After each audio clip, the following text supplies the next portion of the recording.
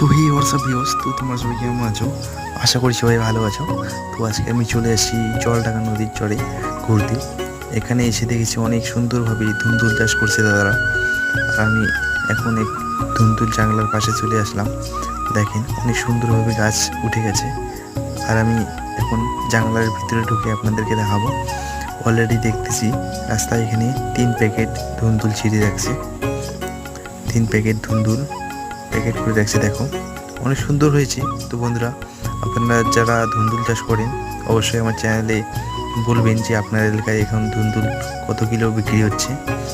দেখেন দাদারা এখন ধুন্দুল প্যাকেট করতেছে। অনেক সুন্দর সাইজ ধুন্দুলের, আর গাছের কালার অলরেডি অনেক সুন্দর আছে। তো বন্ধুরা, আমার এই চ্যানেলে যদি আপনাদের কৃষিকাজ সম্পর্কে কিছু জানার থাকে তো অবশ্যই বলবেন। আমি নতুন নতুন টপিকে ভিডিও নিয়ে আসার চেষ্টা করব। ওকে, বাই।